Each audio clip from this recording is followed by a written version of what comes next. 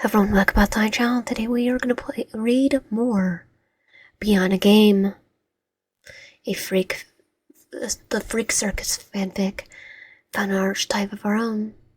Chapter 3, Attentive Bystander. The events of yesterday didn't register fully inside your head when you opened your eyes to a brand new day. A tired groan escaped your lips. The sun had invaded your room through your window. Like a beam jolted you awake as soon as your eyelids started opening. Your room was undeniably cold, and your blanket was nowhere but your bed. It was now anywhere but your bed. You look at your toes. Your fingers, they fully open. Your eyelids to be met with your stale roof. You lay on your bed motionless, your brain yet to load fully before you could get up. Your eyes trailed to your bedside table to check your clock, 7 a.m. That was probably the earliest you've woken up this week. You took a deep sigh. At least you still have time before getting ready work. Wait a minute. His eyes lit up almost instantly. Sent a shockwave through your body, and you got up, ignoring the signals of tiredness in your body. Your legs moved on its own, then you moved closer towards the window. That lay on your view of the town. Just as before, the same buildings, lack of traffic, and honking of multiple cars. And also the little to none tall buildings that you were used to seeing in the big, busy city streets. Feeling of happiness, joy, and high intensity adrenaline ran through your body like it replaced the blood inside your veins. It really wasn't a dream. I'm here. This revelation got you jumping through the roof. You didn't hesitate any further on getting ready for the day like your life would end up. And if you wasted any more precious time. This was the only time in your adult years that you were looking forward to something, to the point that every second of the time counts for something. That feeling was the best thing you felt in years. You do remember the last time you felt so delighted to walk out of your shower room. You weren't wearing your usual office attire. Instead, you wore everyday casual outfit, a simple shirt and baggy pants. You didn't remember the last time you dressed up to go out, or have this much free time outside of work. Your weekends were spent mostly lazing around and sleeping to make up for lost sleep. But here you were preparing to go out to town. The first thing you thought was most important was securing your life here. That means finding a job. And you knew just the perfect spot, the cafe the player is currently working at. Not to mention, it's a good timing because Carol got kidnapped by the circus, and the cafe became understaffed. Considering of your past work ethics, you were sure you'd get a job, maybe. Not only is the cafe the only familiar spot in the whole town besides the circus, the likelihood of meeting either a pirate or Harley Quinn was possible, and it might give you a better chance on continuing your plan. Get Harley Quinn's garden ticket without dying in the process or catching unnecessary attention. But getting his ticket is probably going to catch the attention of the cast either way, now that you think about it. Anyhow, you went to go pack your stuff and made sure you needed everything necessary. When you reached your table, you saw that your phone was just right there. How did you end up here? This was more of a question than that was directed to you, and will remain unanswered. Either ways, you had your phone and you leave at that. You grab your phone and put it inside your pocket before furling your bag around your shoulder. Leaving the apartment, you made sure to lock the door behind you safely. Safety first, am I right? You slowly walk to the elevator and was brought down to the lobby where you were once again met with the same old town. You should really start memorizing the layout of this place if you going to stay here. First things first, the cafe. Thankfully, you haven't forgotten the way to get there. So you decide to walk rather than getting an Uber, which let's be real, is a waste of money these days.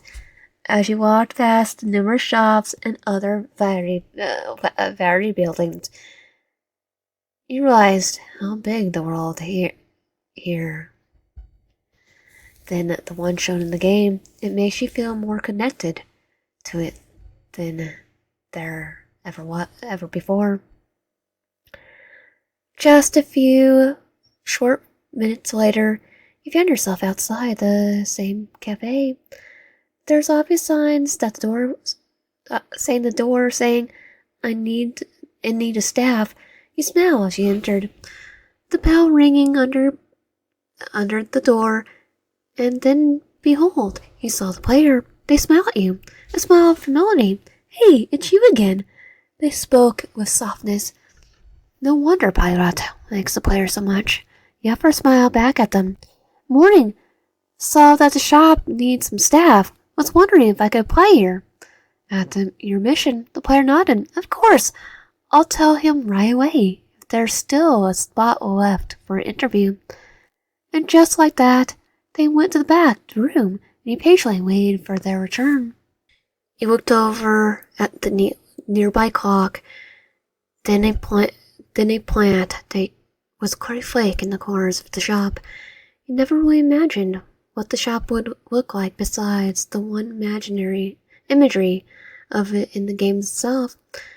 Now here you are, looking at the place in person. Who would have thought? Suddenly you looked back and saw that they were back. So, is your boss willing to talk to me? He asked, a bit nervous that he already found an employee. Good news, he's still open for interviewing, but you might have to wait a few minutes or so. At the information, your eyes shine ever so brightly. Not only were you possibly going to receive a job and be able to afford to live in the town, you'd be meeting Pyroth and Harley Quinn quite often, he reckoned. So for the meantime, you sat just near the counter where the player was making orders for customers' drinks. It was a boring few seconds. It felt like waiting for your appointment at the doctor's. That was until the door opened, which caught your attention, Pyroth. Good morning. It's you again. Want something to drink, Pyroth? The player immediately brought their attention to him. As you expected, Pyroth nodded and pointed to a milkshake. A milkshake? Isn't it a bit cold for that? The conversation went as you remembered, so there wasn't much of a note down. You were sitting near the counter, and Pyroth was a few meters away from you. As much as you wanted to admire him, you couldn't. You felt slightly uncomfortable in your seat. You sort of turned to your side and noticed Pyroth staring at you with those golden eyes. You must have remembered yesterday. You did stare at him when he was stalking the player through the windows. For a brief moment, you could have sworn he glared at you. But his gaze moved from you to the player, where his eyes changed menacing to full of love. Typical Pyroth. You didn't notice how Pyroth moved from his seat to behind the counter. As soon as they were done talking to the boss, Pyroth leaned in close towards the player.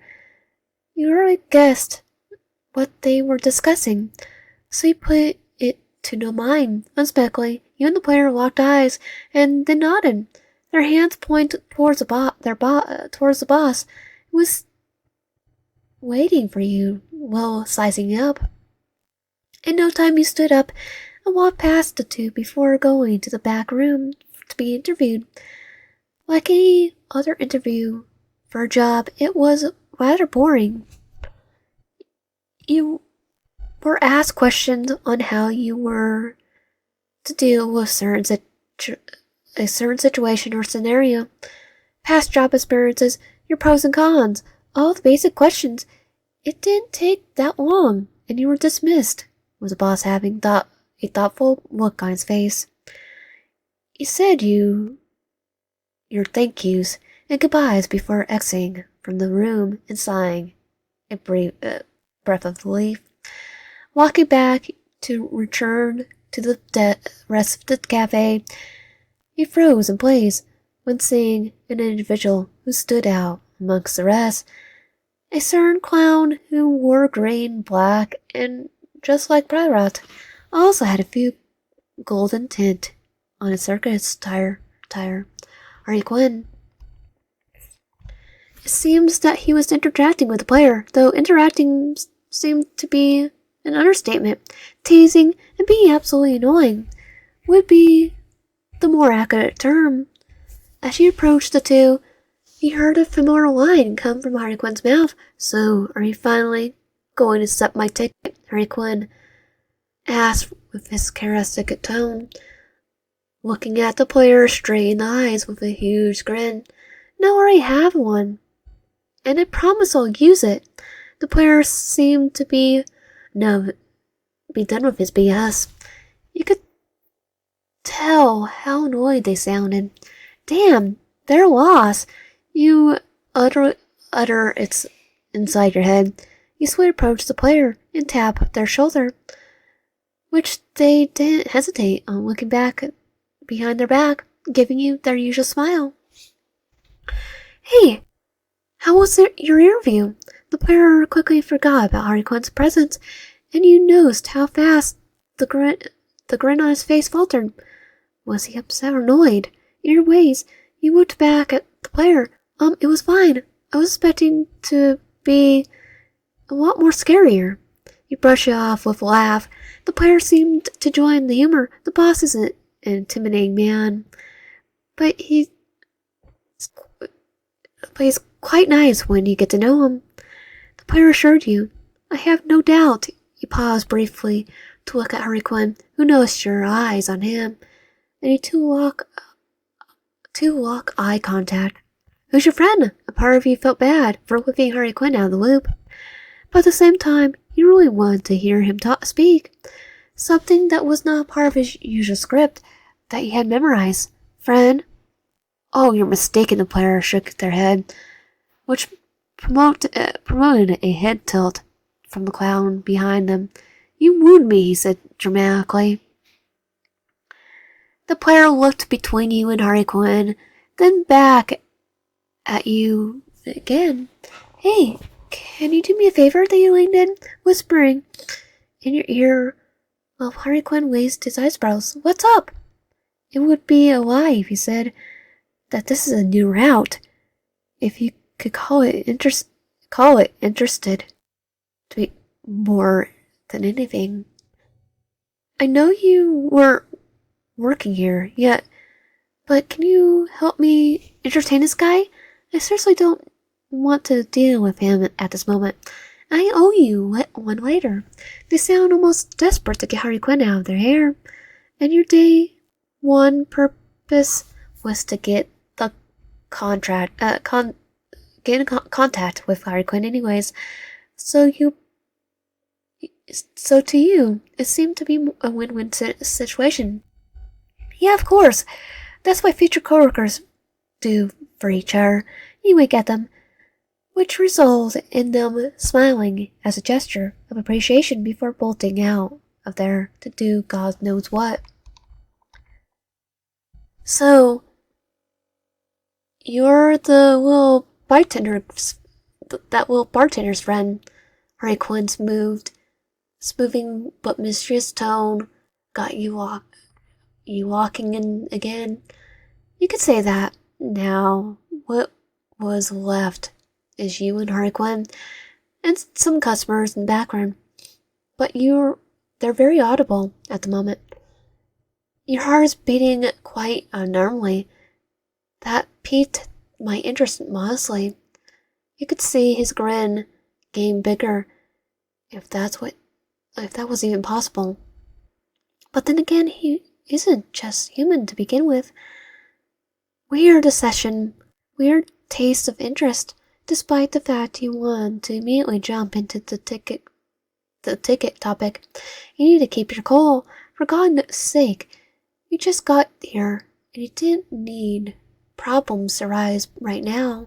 Riquin shuddered, looking at you while giving you his chin lax under the weight of his hands, or perhaps claws. To be a performer, you must captivate the audience. How else would they pay attention to you? Raekwon took a swirl of his iced coffee after he was done speaking, and for a second he reflected how sometimes these clowns can say something truly poetic and then say something out of pocket. Or is that just a Harley Quinn thing? Are you visiting the circus tonight? He asked, tilting his head in almost childish curiosity. Why do you ask? He shuddered at the question, still grinning eye to eye. I simply need to promote the circus during this temporary stay here. Business needs to keep sales and revenue up front. After all, he said he wasn't wrong. I mean, you worked in an office for as long as you could remember. Those charts and numbers and ledgers still haunt you. By any chance, do you give out free tickets? You thought you needed to be slightly subtle about it. Just to bring the topic to light, Harlequin hummed, then shuddered yet again. Why do you ask? Did this thing just quote back your own words? Did you stopped your words before the conversation escalated and the topic going castaway. I mean, my friend over there received a red one by another one of you. Just curious, how did they go and how they happens? It could be made a reason on the spot. True reason was definitely not because you wanted to receive his ticket. Simple. You just need to gain favor or attention by one of mine or me, he summarized, and he nodded. Not like he didn't already know. Why so curious, all of a sudden? Were you hoping to receive mine? He was mocking you. He magically pulled out a green ticket, but as fast as it appeared, it vanished. You couldn't help but look at awe. It wasn't the most original trick in the book, but it was still cool to see a trick in person. You seem to like it. Find it interesting, Riquin muttered. His voice sounded like a purr. He really seems like the type of person to enjoy attention from people. I guess so, he replied. For a brief moment, you two just stood there, staring at her like it wasn't anything more interesting than this. You heard light footsteps behind you, and you were forced to break eye contact to look at the player returning to the two of you. I think I can handle it from here, thanks, the player said with a big smile. Truly grateful for your help. No big deal, Yakui gave a pat on their shoulder. Raekwon finished up his drink before getting up. Well, it was a pleasure to have passed by. So see you two tonight, he said with a censure smirk. Before heading out, he sounded confident that you and the player would go out to the circus tonight. Speaking of the circus, will you two be going tonight? Will you be going tonight? He turned to the player. in which they nod. Definitely, I promised someone that I'll go there tonight. The players seem enthusiastic in going, and to be honest, you were too, despite the obvious dangers. What about you? I saw you receive a pink ticket. Are you going to use it? At the mention of the pink ticket, you only laughed nervously. Maybe not yet, but I'll be going tonight though, so maybe I can join you. You still don't understand why you took the ticket in the first place. You would probably only be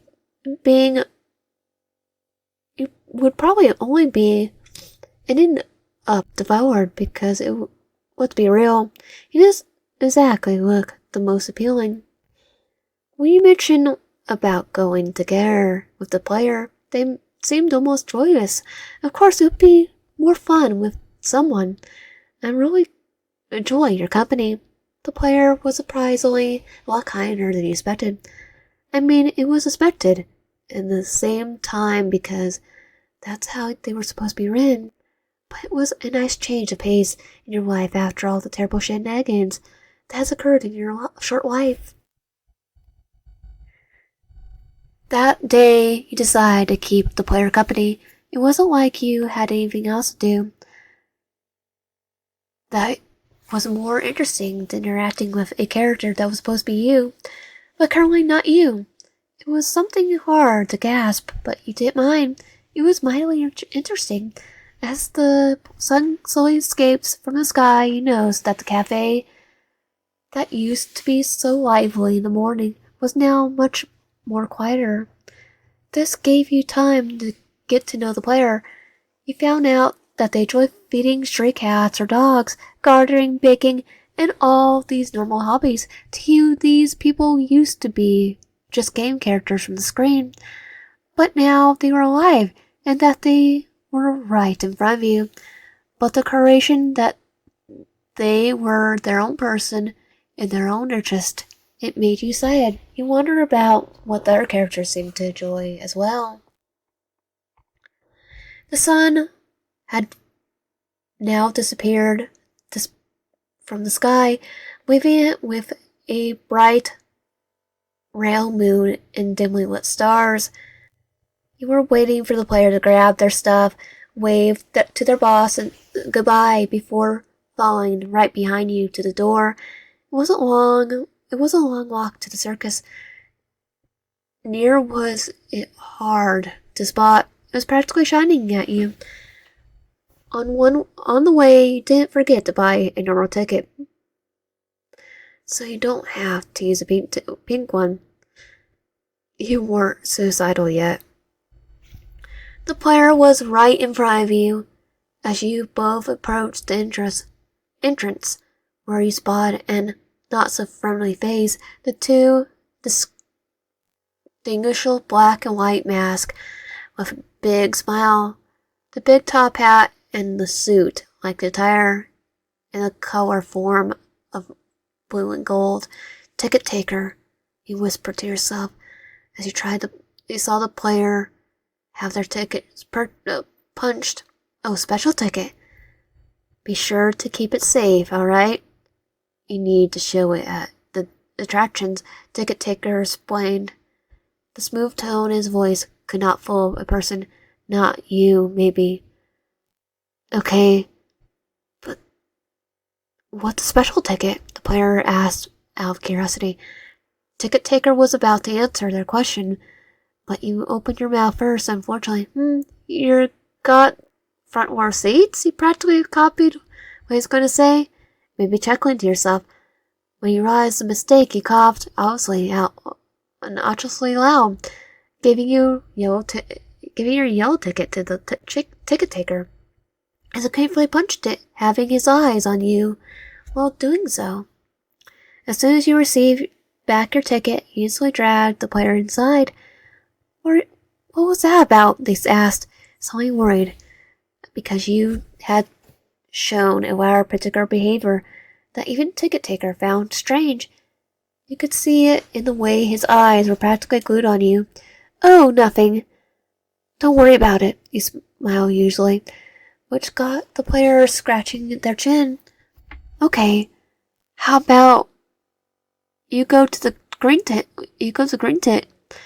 Red tent show hasn't started, and the purple tent is already started. You decide to make their job easier before they even before they start going to each tent and wasting their time. The player raised their eyebrows, thinking to themselves on how you could have known without checking each tent. Okay, thanks. Though they could easily brush it off. But what about you? The show will start without you. You almost cry on spot with how sweet they were being. But you had a side mission to accomplish. Don't worry, I'll be with you soon. You assured them, patting both their shoulders. You doubt it did much to ease them, but it was worth it when they nod their head. You don't enjoy yourself without me too much, you winked playfully before going to the random direction. God, what the heck were you doing? You didn't know where each alley went. All the spots looked the same, with the tents just being different colors entirely. That you were already confident in your limited knowledge about dark secrets of the circus. It wouldn't hurt to know more, right? So you eyed up the pink tent, where in the game itself, the protagonist would ignore Pirate in the morning and go to the circus with a pink ticket. They would be led here. You looked around, nothing much to note, and plus the others are too busy with their own shows, so you ultimately braced yourself and went inside. The tent was dark, but there was no foul odor that rudely entered your nose. Your first instinct was to cover your nose. The smell almost made you cry because of how bad it smelled. You tried to squint your eyes, trying your best to ingest your eyes in the darkness with little change, but it was no prevail. You were able to make out giant cages ropes, some cloth scattered around the ground, circus decorations and supplies, and blood. And it wasn't a tinkle, it was a pull of it. Your body did a slight jerk. How often does one see that much blood? To average person, probably not often. The blood led to a slightly open crate. You slowly made your way to it, hesitant to look inside. You took a deep breath before inching closer and looking inside. They see a dismembered body, a human body. Some of its body parts were gone, eyes out of its socket. Guts were spilled everywhere inside, like a person who did this hadn't been taught the decency to organize a mess, and some of its meat were taken out a bit too much. Meat were taken a bit much out. The pie looked fresh, and you knew it.